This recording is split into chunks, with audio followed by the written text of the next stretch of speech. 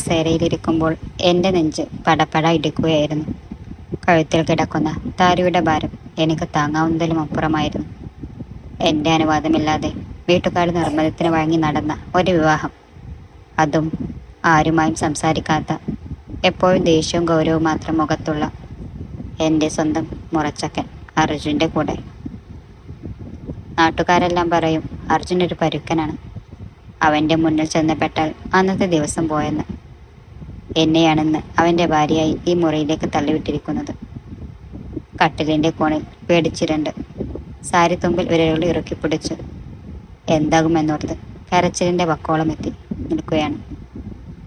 മുറിയുടെ ജനലിലൂടെ തണുത്ത കാറ്റ് വീശുന്നുണ്ടെങ്കിലും എൻ്റെ ഉള്ളിൽ തീയായിരുന്നു. പെട്ടെന്നാണ് വാതിൽ തുറക്കുന്ന ശബ്ദം കേട്ടത്. അർജുൻ അകത്ത് കയറി വാതിലടച്ചു. അവൻ്റെ കനത്ത കാൽപ്പെരുമാറ്റം അടുത്തേക്ക് വരുംതോറും ഞാൻ കണ്ണുകൾ ഇറുക്കി അടച്ചു. ഭയം കൊണ്ട് എൻ്റെ ശരീരം വിറക്കാൻ തുടങ്ങി. അവൻ കട്ടിലിനടുത്തേക്ക് നടന്നെത്തി. ഇനി എന്താണ് സംഭവിക്കാൻ പോകുന്നത്? എന്നെ വഴക്ക് പറയുമോ? അതോ അവൻ്റെ ഗൗരവം ഇവിടെയും കാണിക്കുമോ? അനഘേ, അവൻ്റെ ആ കനത്ത ശബ്ദം മുറിയിൽ മുഴങ്ങി. ഞാൻ പതിയെ തലയുയർത്തി നോക്കി.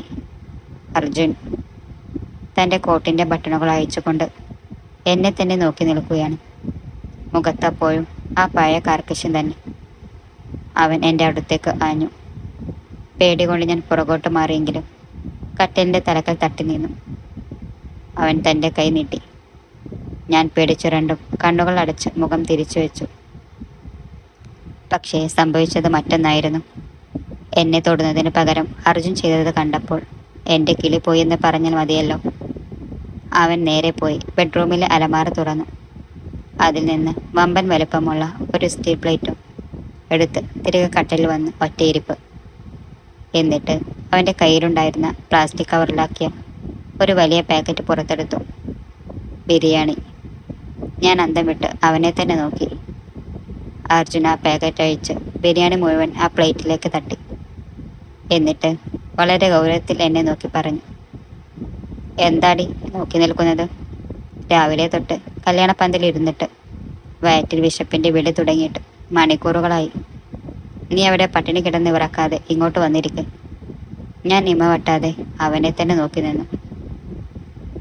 എന്നാടി അങ്ങനെ നോക്കുന്നത്? നിനക്ക് വിശക്കുന്നില്ലേ? കല്യാണം കഴിക്കാൻ നിർബന്ധിച്ചത് എൻ്റെ വീട്ടുകാരാണ്.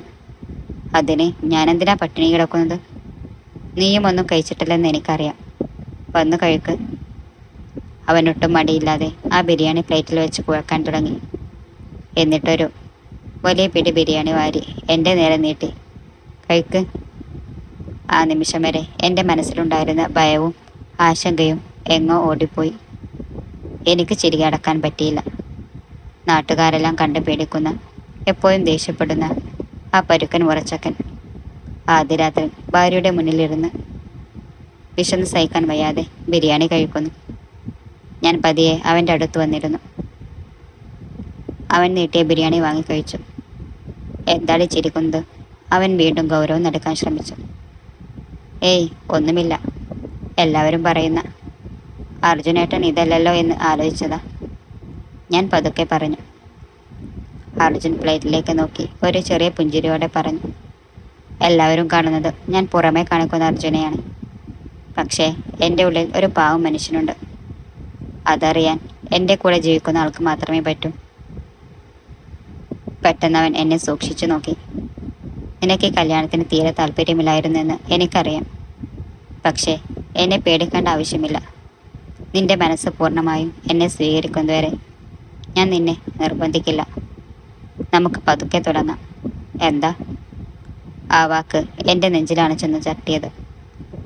പരുക്കൻ ലുക്കിന് പിന്നിൽ ഇത്രയും സ്നേഹമുള്ള, തന്നോട് ബഹുമാനമുള്ള ഒരു മനസ്സുണ്ടായിരുന്നു എന്ന് ഞാൻ ആ നിമിഷത്തിലാണ് മനസ്സിലാക്കിയത്.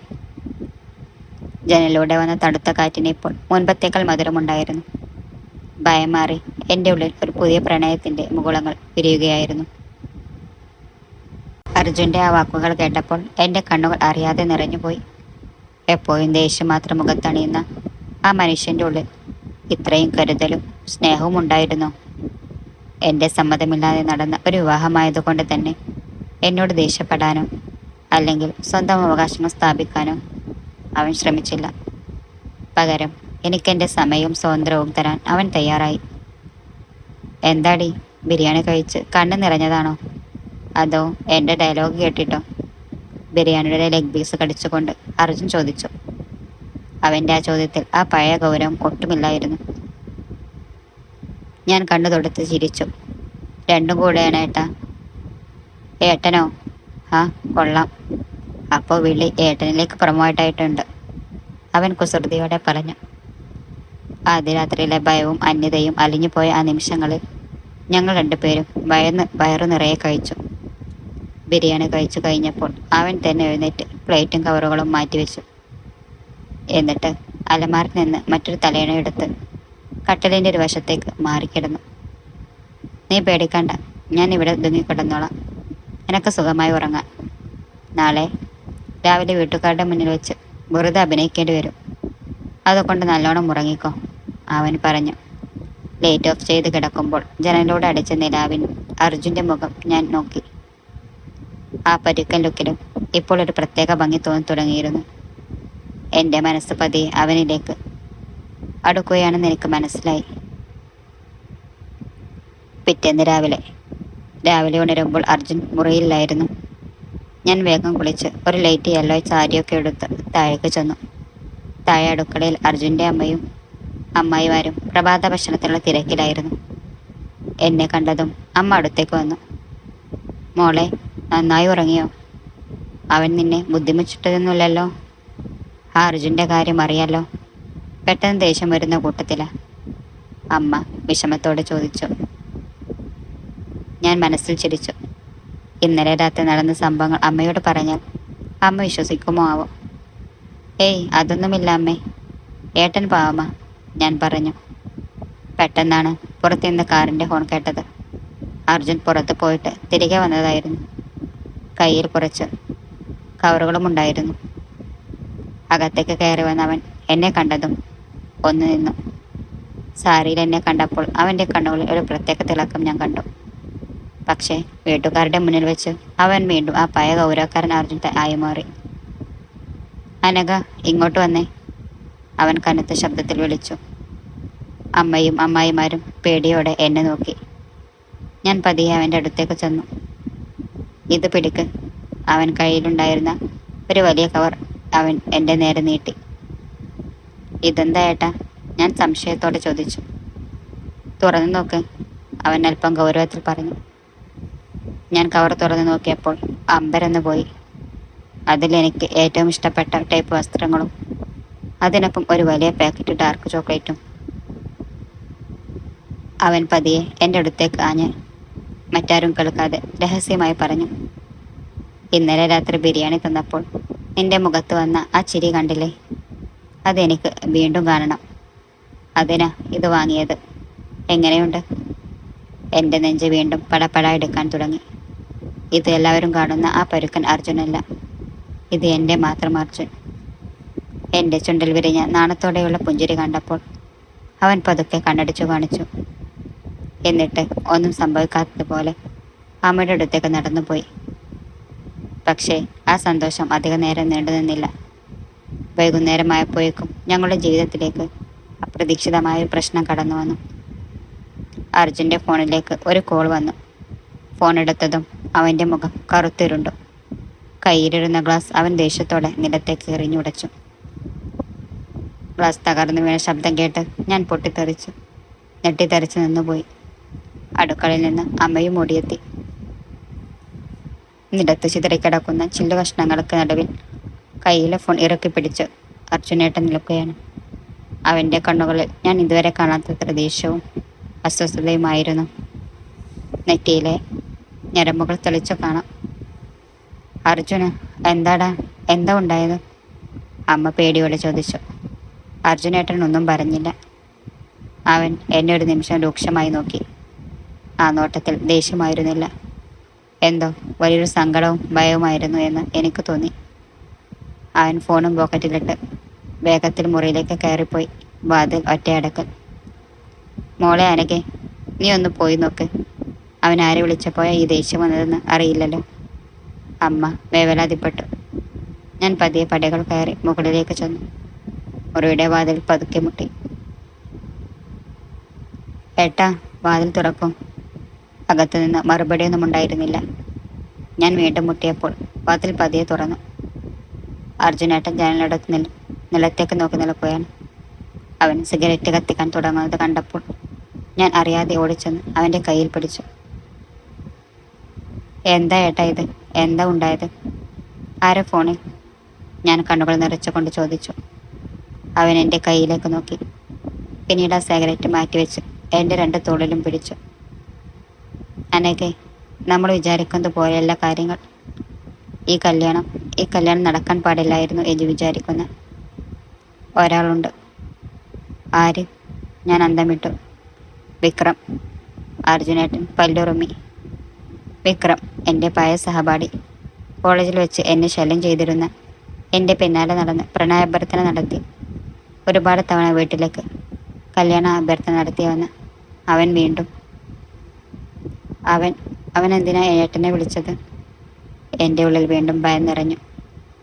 അവൻ വിളിച്ചത് എന്നെയല്ല, എൻ്റെ ബിസിനസ് പങ്കാളിയെയാണ്. ഞങ്ങളുടെ കമ്പനിയുടെ ഏറ്റവും വലിയ പ്രൊജക്റ്റ് അവൻ പണം കൊടുത്ത് അട്ടിമറിച്ചു.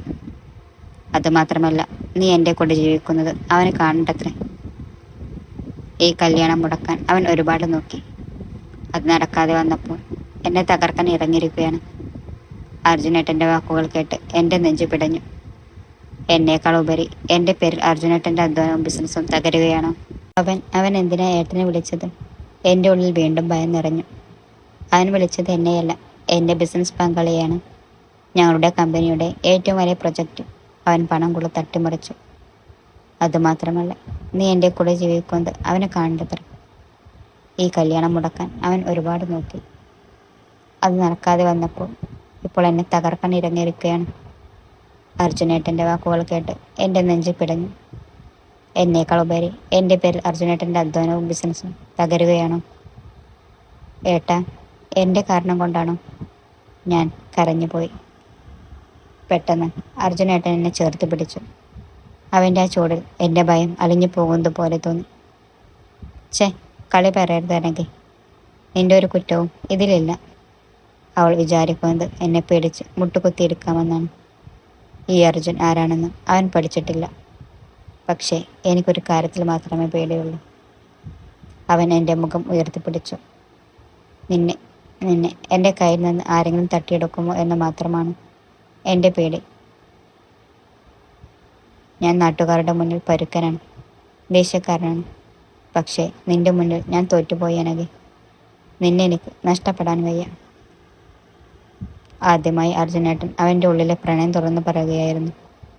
പേടിയുടെ നടുവിലും എൻ്റെ മനസ്സ് സന്തോഷത്തിൽ തുള്ളിച്ചാടി. ആരും നമ്മളെ പിരിക്കില്ല ഏട്ടാ. ഈ അനഘ അർജുൻ്റെ കൂടെ ജീവിക്കും. ഞാൻ അവൻ്റെ നെഞ്ചിലേക്ക് ചാഞ്ഞു.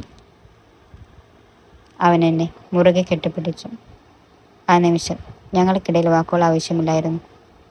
ഒരു വലിയ കൊടുങ്കാറ്റ് വരാൻ പോകുന്നുണ്ടെന്ന് ഞങ്ങൾക്ക് 2 പേർക്കും അറിയാമായിരുന്നു. പക്ഷേ പരസ്പരം കൈകോർത്ത് പിടിച്ചാൽ ഏത് കൊടുങ്കാറ്റിനെയും തരണം ചെയ്യാമെന്ന ഉറപ്പ് ഞങ്ങൾക്കുണ്ടായിരുന്നു. പക്ഷേ അടുത്ത ദിവസം രാവിലെ ഞങ്ങൾ പോലും പ്രതീക്ഷിക്കാത്ത മറ്റൊരു വലിയ ദുരന്തമാണ് ഞങ്ങളെ കാത്തിരുന്നത്. അർജുനേട്ടൻ ഓഫീസിലേക്ക് ഇറങ്ങുന്നതിന് തൊട്ടു പിന്നാലെ ഞങ്ങളുടെ വീടിന് മുന്നിൽ ഒരു പോലീസ് ജീപ്പ് വന്നു നിന്നു. പോലീസ് വണ്ടിയും ഇറങ്ങി വന്ന എസ്ഐയും കണ്ട് വീട്ടുകാർ പകച്ചുപോയി. ആരാ ഇവിടെ അർജുൻ? എസ്ഐ കർശനമായി ചോദിച്ചു. അവൻ ഓഫീസിലേക്ക് പോയല്ലോ സാർ. എന്താ പ്രശ്നം? അച്ഛൻ മുന്നോട്ട് വന്നു. അർജുൻ്റെ കമ്പനിയിൽ വലിയൊരു സാമ്പത്തിക തട്ടിപ്പ് നടന്നിട്ടുണ്ട്. ലക്ഷക്കണക്കിന് രൂപയുടെ ഫണ്ട് അവൻ മാറ്റിയെന്ന് കേസുണ്ട്. ഉടൻ തന്നെ അവനെ അറസ്റ്റ് ചെയ്യാനുള്ള വാറൻ്റുണ്ട്. സെക്കൻഡുകൾ കൊണ്ട് ഞങ്ങളുടെ ലോകം കീഴ്മേൽ മറിഞ്ഞു.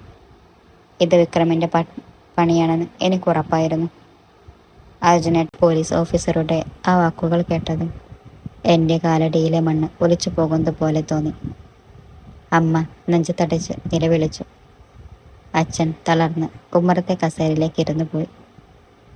സാർ, എന്തൊക്കെയാ തെറ്റിദ്ധാരണയാണ്. എൻ്റെ അർജുനേട്ടൻ അങ്ങനെയൊന്നും ചെയ്യില്ല. ഞാൻ കരഞ്ഞുകൊണ്ട് ആ പോലീസുകാരൻ്റെ മുന്നിലേക്ക് ചെന്നു. നിയമം അതിൻ്റെതായ വഴിക്ക് പോകും മോളെ. തെളിവുകൾ മുഴുവൻ അർജുനെതിരാണ്. അലക്സ് എന്ന അവൻ്റെ പാർട്ട്ണർ തന്നെയാണ് പരാതി നൽകിയിരിക്കുന്നത്. SI തണുപ്പ് മട്ടൻ പറഞ്ഞു. അലക്സ്, അർജുനേട്ടൻ ജീവന തുല്യം വിശ്വസിച്ച കൂട്ടുകാരൻ. അവനെയും വിക്രം പണം കൊടുത്ത് വിലക്കെടുത്തിരിക്കുന്നു. എൻ്റെ മനസ്സ് മരവിച്ചു പോയി. പെട്ടെന്നാണ് പുറത്ത് മറ്റൊരു കാറിൻ്റെ ശബ്ദം കേട്ടത്. അർജുനേട്ടൻ്റെ കാറായിരുന്നു അത്. കാര്യങ്ങൾ അറിഞ്ഞ് അവൻ വേഗത്തിൽ എത്തിയതാണ്. കാറിൽ നിന്നിറങ്ങിയ അവൻ വീടിന് മുന്നിലെ പോലീസ് വണ്ടിയും തള്ളി നിൽക്കുന്ന വീട്ടുകാരെയും കണ്ടു. അവൻ്റെ മുഖത്ത് ലേശം പോലും ഭയമുണ്ടായിരുന്നില്ല. പകരം കടൽ പോലെ ഇരമ്പുന്ന ദേഷ്യമായിരുന്നു. അർജുൻ സാമ്പത്തിക തട്ടിപ്പ് കേസിൽ തന്നെയാണ് സ്റ്റേഷൻ വരെ കസ്റ്റഡിയിൽ എടുക്കേണ്ടി വരും. SI മുന്നോട്ട് വന്നു. അർജുനേട്ടൻ ഒന്ന് ചിരിച്ചു. ആ ചിരിയിൽ വല്ലാത്തൊരു ധൈര്യമുണ്ടായിരുന്നു. അവൻ എന്നെ നോക്കി. എൻ്റെ കണ്ണുകളിൽ നിന്ന് കണ്ണീർ ഒഴുകുന്നത് കണ്ടപ്പോൾ അവൻ പതിയെ എൻ്റെ അടുത്തേക്ക് നടന്നു വന്നു. പോലീസുകാർ തടയാൻ നോക്കിയെങ്കിലും അവൻ്റെ ഒരൊറ്റ നോട്ടത്തിൽ അവർ മാറി നിന്നു. അവൻ എൻ്റെ കണ്ണീർ തുടച്ചു തന്നു. കരയരുത് അനഘേ. അർജുൻ തളർന്നാൽ ഈ വീട് തകരും. നീ ധൈര്യമായിരിക്കണം. ഞാൻ തെറ്റൊന്നും ചെയ്തിട്ടില്ലെന്ന് നിനക്കറിയില്ലേ? അപ്പോൾ പിന്നെ ഞാൻ എന്തിനു പേടിക്കണം? ഏട്ടാ, ഇത് വിക്രമിൻ്റെ പണിയാണ്. അവൻ ഏട്ടനെ ഇല്ലാതാക്കും. ഞാൻ അവൻ്റെ കൈകൾ ഇറുക്കി പിടിച്ചു. അവൻ എന്നെ തൊടാൻ പോലും പറ്റില്ലടി.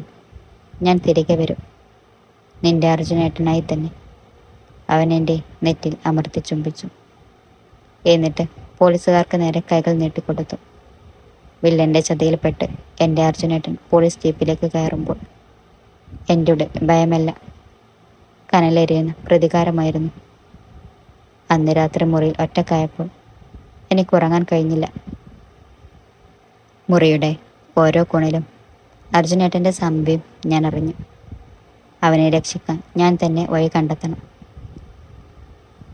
പെട്ടെന്നാണ് എൻ്റെ ഫോൺ റിങ് ചെയ്തത്. അപരിചിതമായൊരു നമ്പർ. ഞാൻ വേഗം ഫോൺ അറ്റൻഡ് ചെയ്തു. ഹലോ അനഘേ. അപ്പുറത്ത് ആ അറപ്പുളവാക്കുന്ന ശബ്ദം. വിക്രം. വിക്രം, നീ എന്തിനാ എൻ്റെ അർജുനേട്ടനെ ഇങ്ങനെ ദ്രോഹിക്കുന്നത്? നിനക്ക് എന്താ വേണ്ടത്? ഞാൻ കോപത്തോടെ നിലവിളിച്ചു. എനിക്ക് നിന്നെ വേണം അനഘേ. അവൻ ക്രൂരമായി ചിരിച്ചു. ആ അർജുൻ ഇപ്പോൾ എണ്ണുകയാണ്. അവൻ പുറത്തിറങ്ങില്ല. അവൻ്റെ കരിയറും ജീവിതവും ഞാൻ തകർത്തു. പക്ഷേ നിനക്കവനെ രക്ഷിക്കണോ? നീ എന്താ പറഞ്ഞു വരുന്നത്?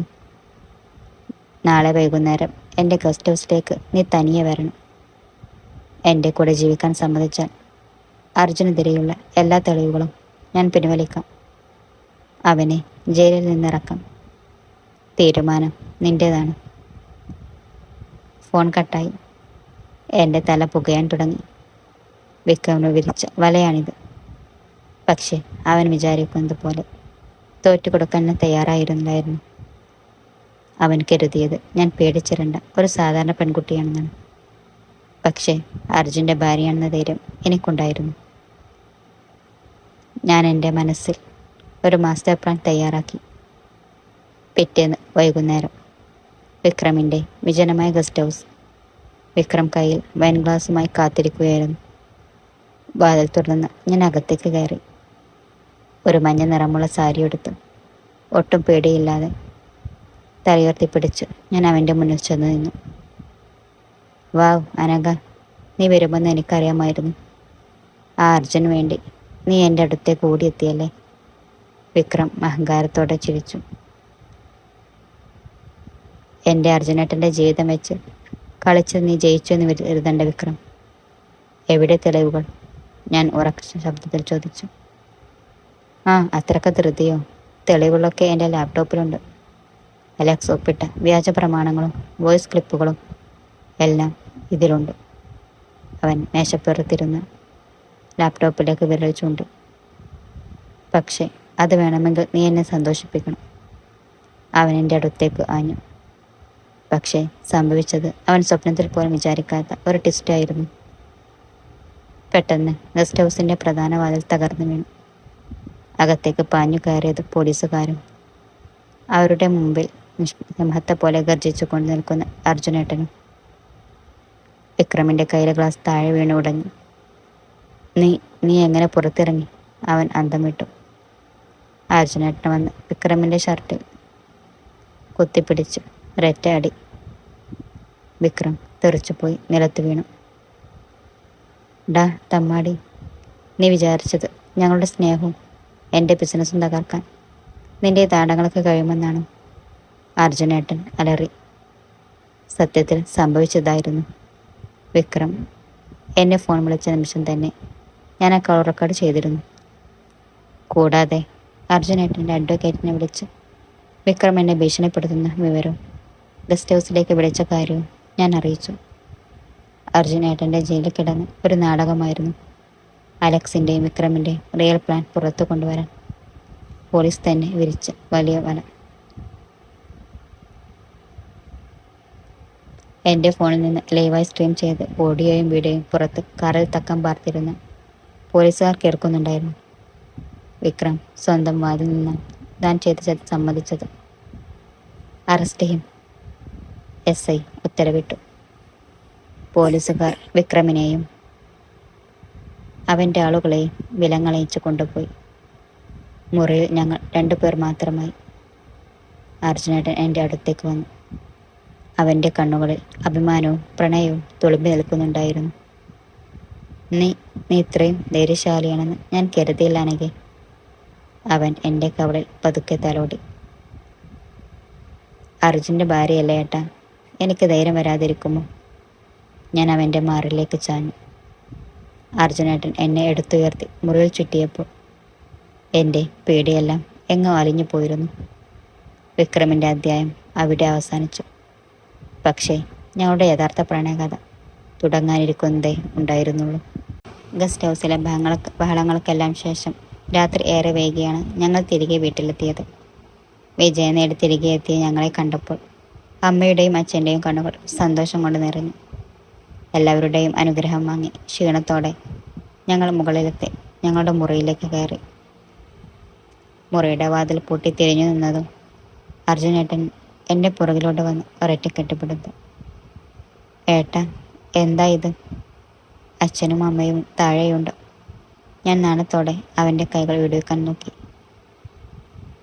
ആര് വേണമെങ്കിലും താഴെ ഉണ്ടാകട്ടെ. ഇന്നലെ വരെ എനിക്ക് നാട്ടുകാരുടെയും വീട്ടുകാരുടെയും മുന്നിൽ ഗൗരവക്കാരൻ അർജുനായി അഭിനയിക്കേണ്ടി വന്നു. പക്ഷെ ഇവിടെ ഈ മുറിക്കുള്ളിൽ എനിക്കെൻ്റെ പ്രണയക്കാരന് അർജുനാകണം. അവൻ എൻ്റെ കഴുത്തിൽ മുഖം പൊഴുത്തി പതുക്കെ പറഞ്ഞു.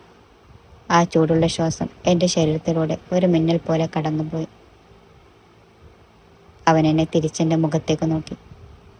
ഇന്ന് നീ കാണിച്ച ആ ധൈര്യമുണ്ടല്ലോ അനഘേ, അതിനെനിക്ക് നിനക്ക് തരാൻ ഒരു സമ്മാനമുണ്ട്. അവൻ എന്നെ കട്ടിലിലേക്ക് പതിയിരുത്തി. എന്നിട്ട് അവൻ വന്ന് എൻ്റെ മുന്നിൽ നിലത്ത് മുട്ടുകുത്തിയിരുന്നു. എപ്പോഴും തല ഉയർത്തി മാത്രം നിൽക്കുന്ന ആ പരുക്ക് നിന്ന് എൻ്റെ കാലടക്കിൽ കുമ്പിട്ടിരിക്കുകയാണ്. അവൻ തൻ്റെ പോക്കറ്റിൽ നിന്ന് ഒരു ചെറിയ പെട്ടി പുറത്തെടുത്തു.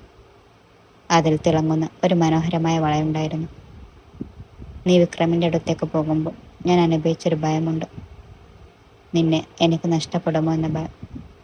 ഇനി ഒരിക്കലും അങ്ങനെ ഒരു അവസ്ഥ എനിക്കുണ്ടാകരുത്. ഈ അർജുൻ്റെ ജീവനും ജീവിതവും ഇനി നിനക്കുള്ളതാണ്. അവൻ ആ വള എൻ്റെ കൈകളിൽ അണിയിച്ചു.